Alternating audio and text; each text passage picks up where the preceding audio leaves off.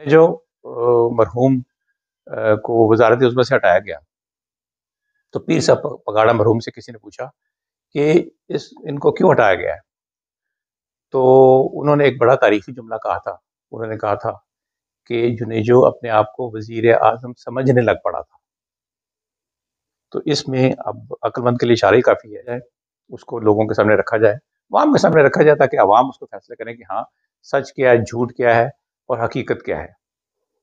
तो ये मैं समझता हूँ कि ये पार्शियल इंसाफ जो है ना, ये कभी भी इंसाफ नहीं होता।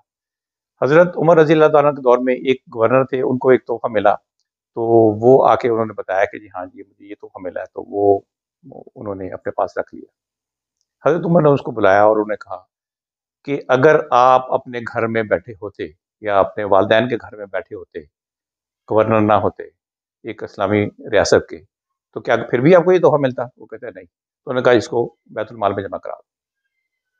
तो वो हमारे दीन इस्लाम में हर चीज़ की मिसाल, हर चीज़ का मयार, हर चीज़ का क्राइटेरिया और एसओपीज़ मौजूद हैं, गाइडलाइंस मौजूद हैं।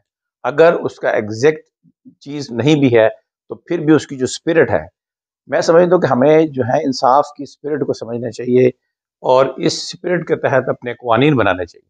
हमारे मुल्क में जो कवानीन है, बड़े ही ये वो जो बरतानिया था, जो कि हमारे मुल्क पर 100 साल जिसने हुक्मरानी की इंडो पाकिस्तान पे, उन्होंने कवानीन बनाए अपने मिजाज मर्जी के मुताबिक, और वक्त के साथ कवानीन को रिफ्रेश करना चाहिए, कवानीन में तब्दीली करनी चाहिए हालात के वक्त के मुताबिक।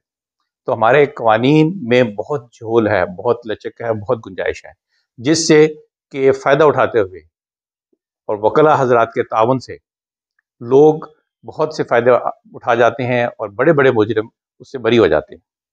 मैं समझता हूँ कि इन सारी चीज़ों को हमें प्लग करना है, इन सारे लीकेज को, इस सारे फ्लॉज को, इन सारी जो कमियाँ हैं, उनको कवानीन बनाकर उसको ठीक करना अहम जिम्मेदारी है और इसको करना चाहिए। और इसमें अगर रेफरेंस में अगर कुछ एक तरफा किस्म का आ जाता है, तो आपको पता है कि ये मेरे ख्याल में रोज़ रोशन की तरह अब आया है कि फैसले कहाँ होते हैं और कहाँ पर जो है वो उसका अमल दरामद कहाँ कहाँ पे होता है। ये तो मैं समझता हूँ कि ये इस किस्म की जो ट्रेंड है, इस किस्म का जो पहले तो ढके छुपे लफ्ज़ों में, ढके छुपे अंदाज में चीज़ें होती थी, अब चीज़ें इतनी खुल के सामने हो रही हैं और इतने बड़े बड़े ब्लंडर्स और इतने बड़े बड़े फैसले हो रहे हैं, जिसमें कि मैं समझता हूँ कि एक मामूली से मामूली एक देहाती आदमी भी उसको समझ रहा है कि ये क्या हो रहा है।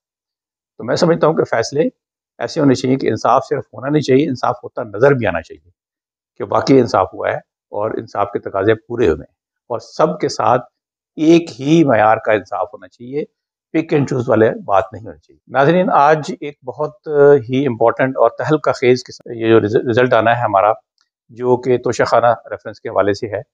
तो आपको पता है कि जुमे का दिन है और जुमे वाले दिन बड़े बड़े फैसले माजी करीब में आए हैं, और आज भी जुमा एक दिन मुबारक है। हमारी दुआ है कि जो भी फैसला आए वो हमारे मुल्क मिल्लत के हक में बेहतर हो। तोशाखाना एक ऐसा डिपार्टमेंट है कि जिसमें वो तोहाइफ जो मुख्तलिफ दूसरे ममालिक हमारे वज़ीर आज़म, सदर या वज़ीरों को देते हैं, वो वहाँ पर फिर उसमें जाते हैं और उसका भी एक प्रोटोकॉल है, तरीक़ाकार है। पहले किसी ज़माने में 15% की अदायगी, उसकी कीमत लगाकर, मार्केट की कीमत अंदाज़ा करके, उसके 15% देकर, तो जिस शख्स को, जिस सदर को, वज़ीर आज़म को वो तोहफ़ा दिया जाता था, वो उसको अपने घर ले जा सकता था। पिछले दौर हुकूमत में इमरान खान की हुकूमत में इसको 50% कर दिया गया।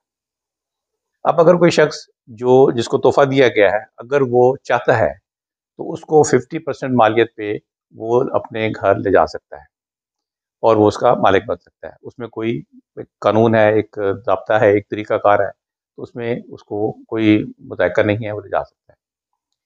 अभी इस दौर में 15% से 50% किया गया।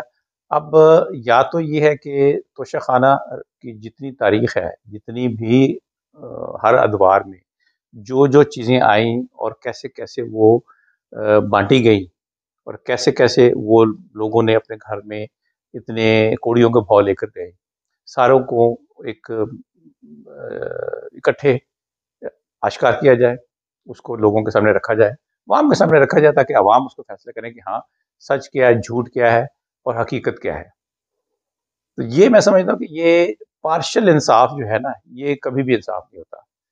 حضرت عمر رضی اللہ تعالیٰ کے دور میں ایک گورنر تھے، ان کو ایک تحفہ ملا، تو وہ آ کے انہوں نے بتایا کہ جی ہاں جی مجھے یہ تحفہ ملا ہے، تو وہ انہوں نے اپنے پاس رکھ لیا۔ حضرت عمر نے اس کو بلایا اور انہوں نے کہا کہ اگر آپ اپنے گھر میں بیٹھے ہوتے یا اپنے والدین کے گھر میں بیٹھے ہوتے، گورنر نہ ہوتے ایک اسلامی ریاست کے، تو کیا پھر بھی آپ کو یہ تحفہ ملتا؟ وہ کہتے ہیں نہیں۔ تو انہوں نے کہا اس کو بیت المال میں جمع کرا۔